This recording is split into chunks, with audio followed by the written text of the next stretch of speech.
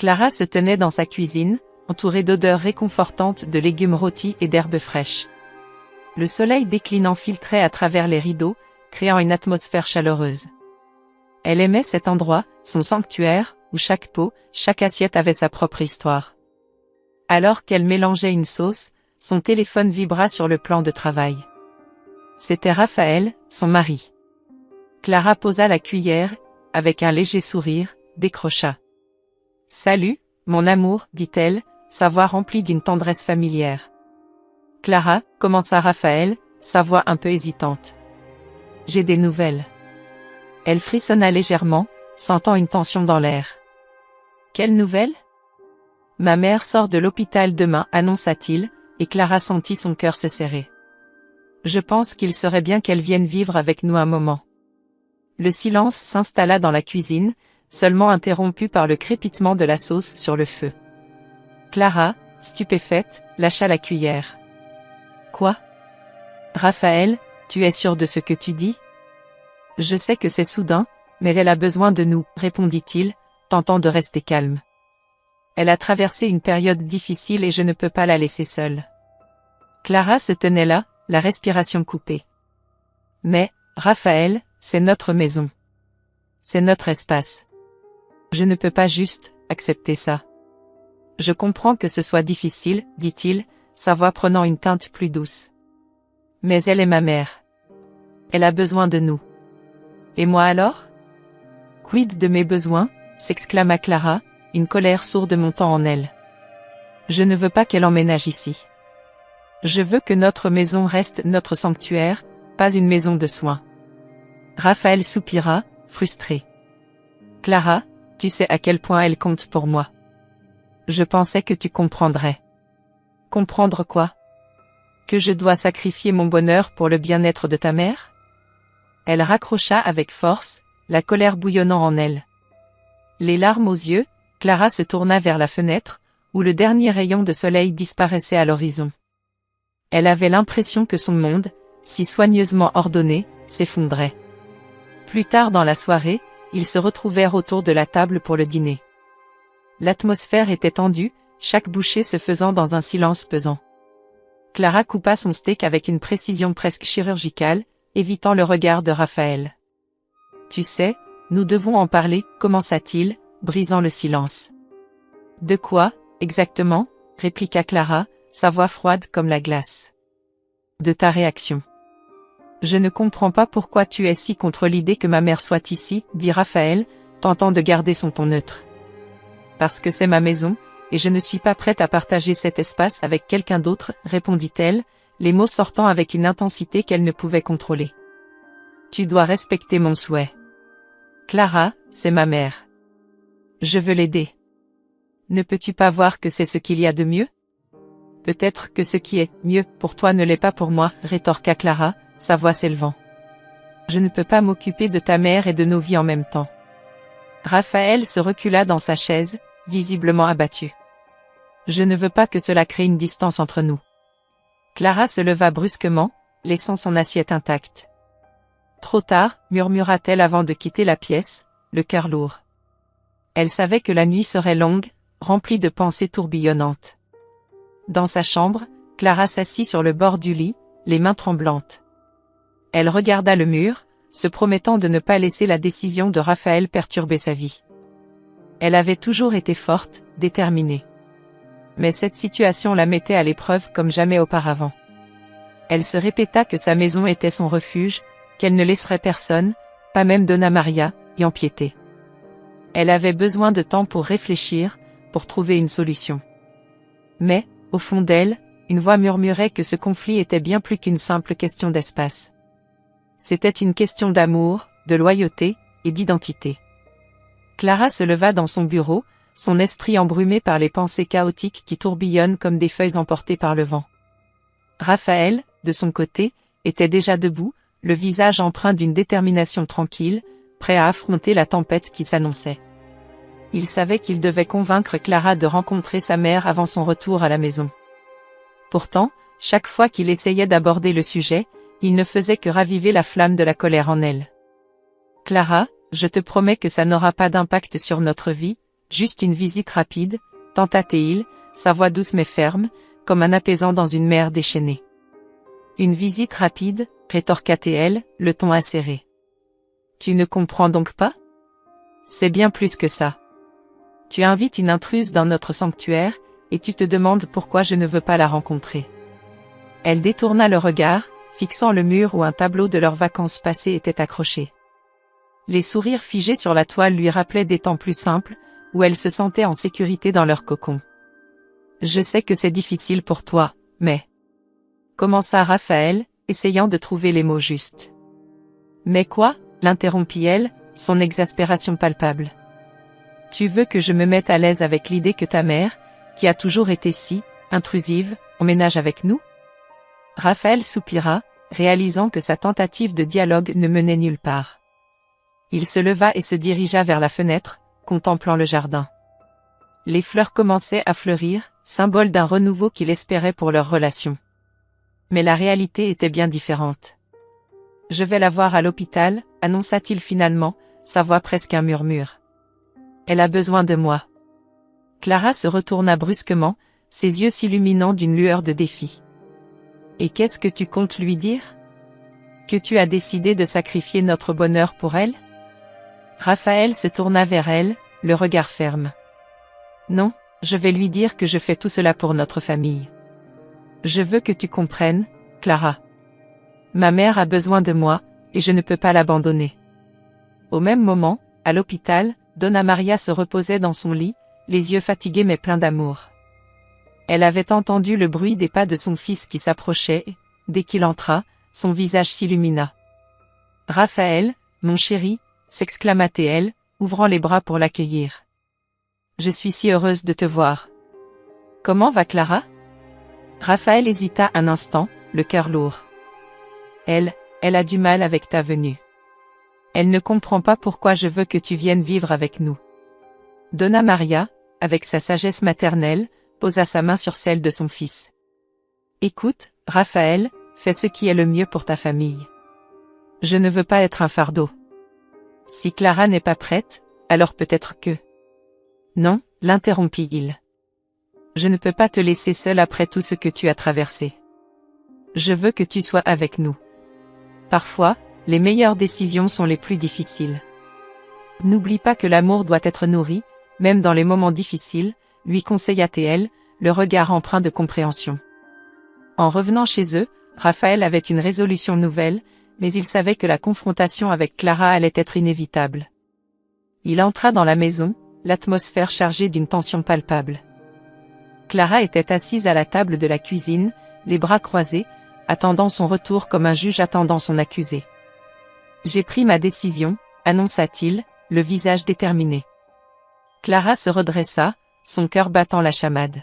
« Et alors? Qu'est-ce que tu as décidé? » Ma mère va vivre avec nous, Clara. C'est ce qu'il y a de mieux pour elle, et je pense que nous devons essayer de faire fonctionner cette situation. Les yeux de Clara s'écarquillèrent, une vague de colère la submergeant. Tu dois choisir, Raphaël. Ta mère ou moi. Je ne peux pas vivre dans cette maison avec elle. Le silence tomba alors qu'ils se regardaient, chacun réalisant l'ampleur de la décision à prendre. Clara se tenait dans leur chambre, les yeux fixés sur les valises qu'elle avait soigneusement empilées. Chaque pièce de vêtement qu'elle pliait était une déclaration silencieuse de sa trahison. Elle avait le cœur lourd, mais sa détermination était inébranlable. « Je ne peux pas rester ici », murmura-t-elle pour elle-même, sa voix tremblante trahissant une colère sourde. Comment Raphaël avait-il pu faire un choix si dévastateur sans la consulter? Comment avait-il pu ignorer ses sentiments, ses besoins? La maison, qui avait toujours été son sanctuaire, se transformait lentement en une prison. Elle se remémorait les moments où elle s'était sentie en sécurité, entourée des souvenirs d'un amour partagé, mais tout cela semblait maintenant appartenir à un autre temps. Clara ferma les yeux un instant, respirant profondément pour apaiser son esprit en tumulte. Elle savait qu'elle devait agir, qu'elle ne pouvait pas laisser Raphaël et sa mère dicter sa vie. Peu après, le bruit de la clé tournant dans la serrure la fit sursauter. C'était Raphaël, accompagné de sa mère, Donna Maria. Clara se tenait dans l'ombre, incapable de faire un pas en avant. Elle les observa décharger les sacs, le sourire radieux de Donna Maria contrastant avec l'absence d'expression sur le visage de Raphaël. « Bienvenue chez nous, maman », s'exclama-t-il, l'enthousiasme palpable dans sa voix. Donna Maria, entourée de l'amour de son fils, ne remarqua pas l'absence de Clara. « Oh, Raphaël, c'est si bon d'être chez soi », dit-elle en contemplant leur appartement.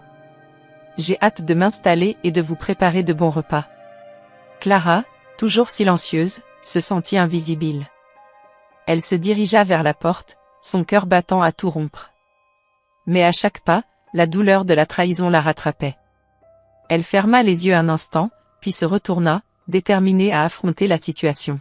« Raphaël, commença-t-elle, sa voix se brisant légèrement, je suis désolée, mais j'ai vidé notre chambre. » Raphaël se figea, tenant un sac de vêtements. « Quoi ?» Sa voix était un mélange de confusion et d'incrédulité. « Clara, pourquoi as-tu fait ça ?» Elle croisa les bras, défiant son regard. « Je ne peux pas vivre ici avec ta mère. C'est ma maison aussi, et je n'ai jamais voulu qu'elle emménage. » Donna Maria, réalisant la tension palpable, tourna son regard vers Clara. « Ma chère, je ne voulais pas causer des problèmes. Je pensais que cela vous rapprocherait. » Clara secoua la tête, frustrée. « Avec tout le respect que je vous dois, Donna Maria, ce n'est pas une question de proximité.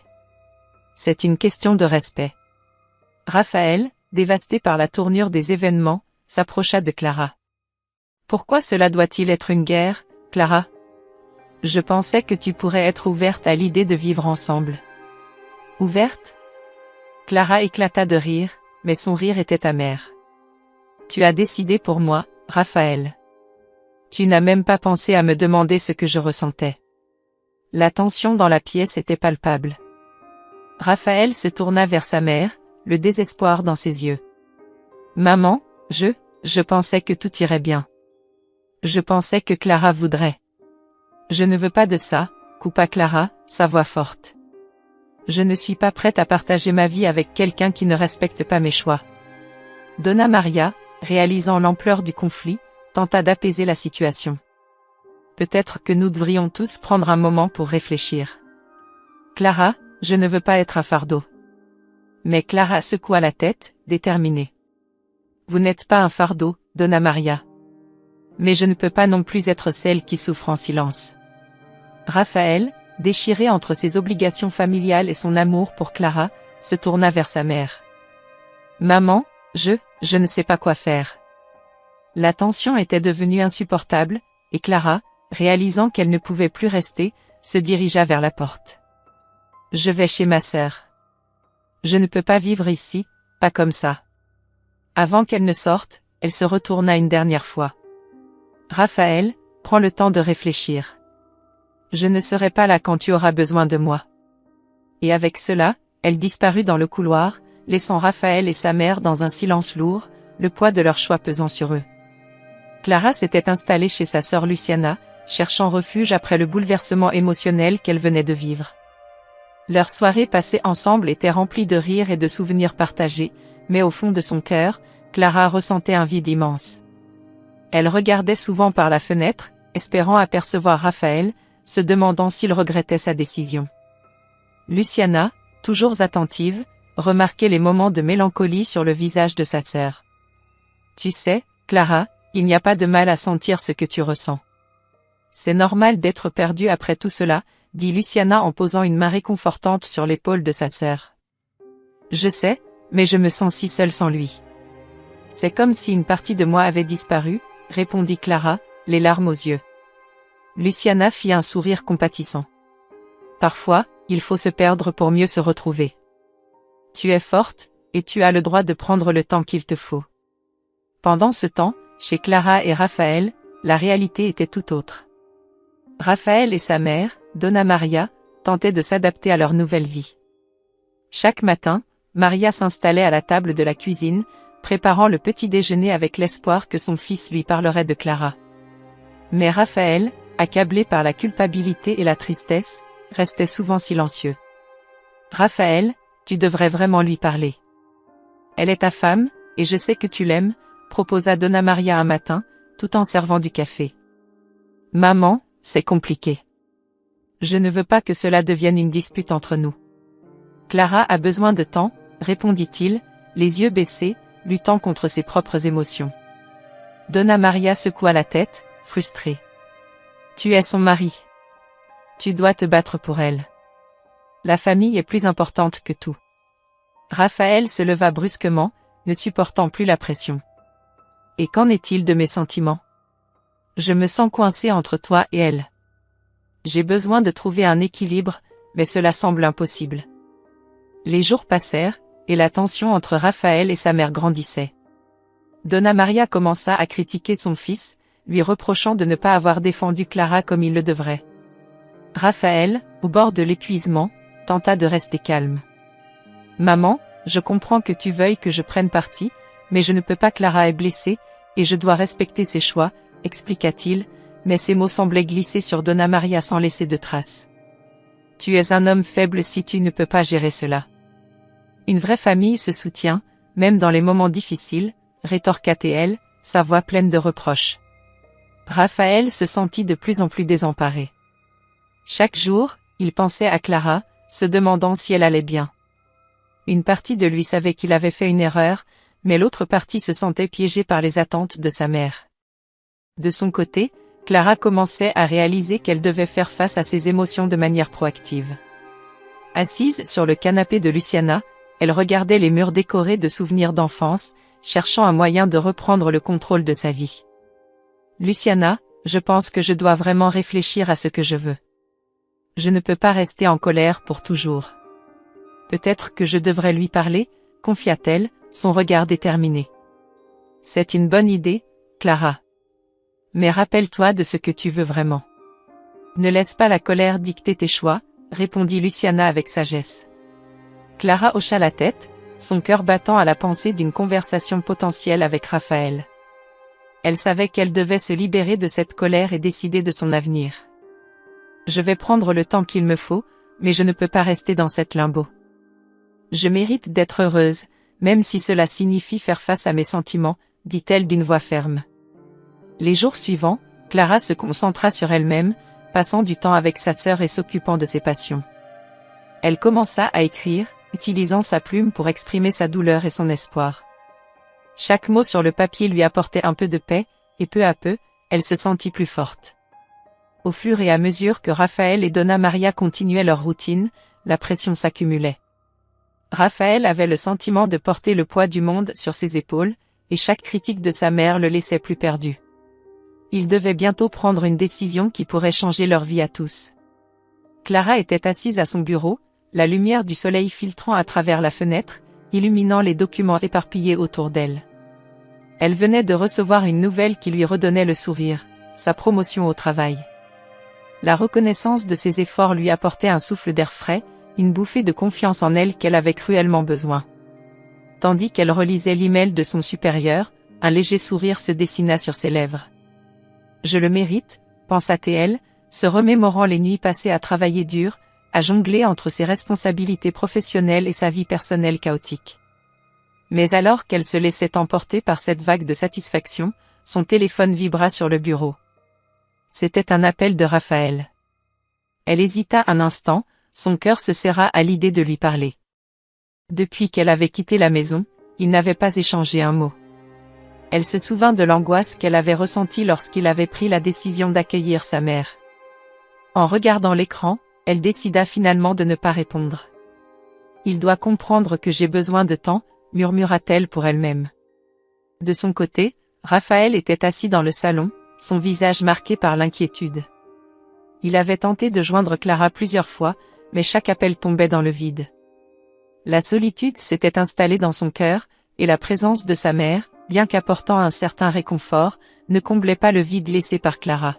« Qu'est-ce que j'ai fait ?» se disait-il, rongé par le doute.